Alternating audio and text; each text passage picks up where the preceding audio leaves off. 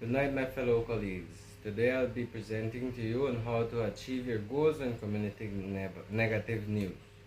Delivering bad news is not the happiest communications that you may have in any other day at work. But it can be gratifying if you do it effectively. As a business communicator working with bad news, you may have goals. Here are some goals for communicating bad news. Be clear and concise to avoid being asked for additional clarifications. Help the receiver to understand and accept the news. Reduce anxiety associated with the bad news as much as possible by expressing sympathy and empathy. Maintain trust and respect between you and your audience to ensure the possibility of good future relationships. Delivering the bad news in a timely fashion is appropriate. Avoid the legal liability that comes with admitting negligence or guilt. Achieve the designated business outcome. Let's look at how an example of bad news would play out in a job. Let's say you're a supervisor and your manager has put you in tasks to getting an employee that is usually always late for work and has been arriving late recently to start arriving on time. The tardiness of that coworker is impairing not only you but also the performance of the entire team that depends on his work. You figure there are 4 ways you can handle this. 1, you stop by the cubicle of said employee and simply say, get out, get to work on time, or you're out. 2, you can invite the employee out to a nice lunch. 3, ask Chris to come to your office and discuss the behavior with him in private. Let's see how each alternative in delivering the bad news would play out. First, if you approach Chris with a warning at his desk, you can get right to the point. But the risk of straining the supervisor-employee relationship by putting him in his place in front of everyone, the aggressive approach might prompt Chris to demand clarification and make defensive excuses or throw hostile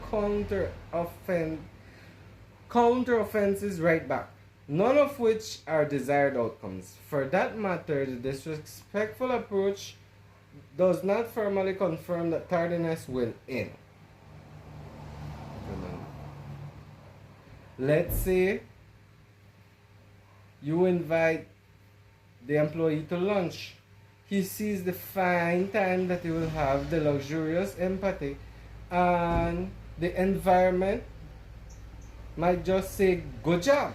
But your serious talk will contradict the nonverbal signage, which will probably be an obstacle to Chris, to the employee's ability to listen. And if the employee does not understand and accept the message requiring him to seek clarification, your approach has failed. Furthermore, the ambush fails to build trust, so you don't know whether Chris is going to make an extra effort to arrive early or just put in the time. They're doing the bare minimum while looking for another job. Let's say instead that you're writing Chris a stern email, you include a list of all the recent dates when you have when he was late and made several statements about the quality of his work. He clearly needs to improve and stop being late or else. But was the email harassment? Could it be considered beyond the scope of supervision and interpret as mean and cruel? And do you even know if the employee received it? If Regardless of how well or poorly the conversation goes, if Chris tells other employees about it, they will take note on how well you handle the situation, and it will contribute to their perception of you.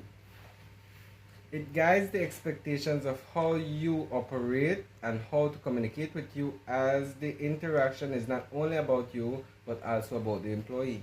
You represent the company and its reputation, and your professional display of concern as you try to learn more send a positive message.